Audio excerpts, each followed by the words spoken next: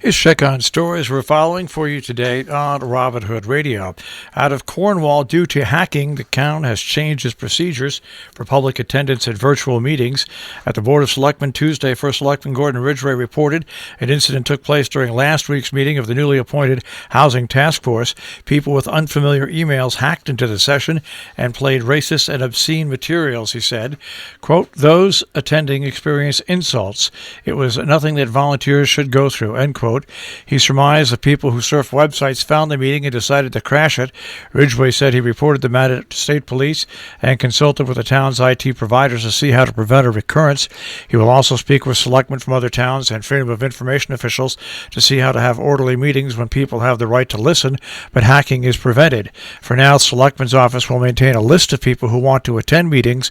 They must register. There will no longer be public posting on the town's website. First Selectman Curtis Rand in Salisbury said the town is at the final design phase for flashing beacons that will be installed at the crosswalk in the center of town and at the White Hart Inn. The plans have been submitted to the State Department of Transportation. Selectmen have been concerned about speeding vehicles going through town and are finding ways to slow down that traffic. He acknowledged 4 parking spots, 2 on either side of the road, would be lost, and some residents might be bothered by that, but the legislature requires that of all crosswalks. Out of North Canaan, First Selectman Charles Perotti said the boards of Selectmen and Education will present their proposed budgets for 2021-22 to the Board of Finance March 17th at 7:30. That hearing is tentatively set for April 28th at 7:30. Selectman Christian Allen noted the ash borer outbreak in town and predicted many trees will have to be taken down, suggesting adding money to the line item for trees while preparing the budget. In Great Barrington, 2 separate crashes at Belcher Square yesterday appear to have injured several people and snarled the afternoon traffic up and down Stockbridge Road and Route 7. From the Berkshire Eagle, according to the town fire chief, who was at the scene of the second crash, injuries were minor, but they did not yet allow the details to be released. The accidents happened in succession just before 3:30 yesterday afternoon.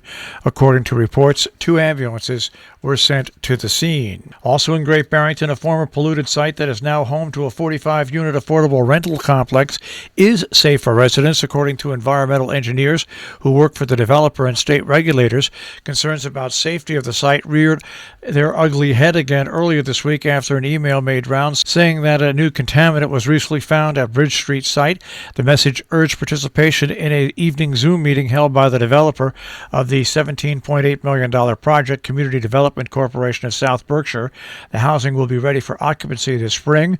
Allison Marchese, CDC's assistant director, told the Berkshire Eagle that the meeting was another status update required by the Department of Environmental Protection as work at the 8-acre parcel nears completion. Quoting here, "Pretty much no news except for the good news that we're coming to close of our project," end quote. At the meeting, residents asked for reassurance that capped toxic soil can't be disturbed and that any pollution in the groundwater will not affect residents of the new Bentley apartments, whose water source is the same as the rest of the town's, pumped at the Green River. Quote, "There's no potential for exposure right now," end quote, said project manager Nancy Marshall of Ransom Consulting. For over 20 years, attempts have been made to develop the former New England Log Homes property that sits along the Housatonic River, but in the past few years, the CDC found a way to build units which will rent for $700 to $1,100 a month. Connecticut Governor Ned Lamont is proposing automatic admissions policy for the state's 4 regional universities for qualified Connecticut students based on class rankings.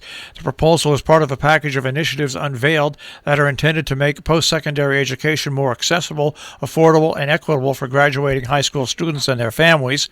Another component will make completion of the free application for federal student aid a graduation requirement for high school seniors, but there will be a waiver so no student will be blocked from graduating for not filling out a FAFSA form.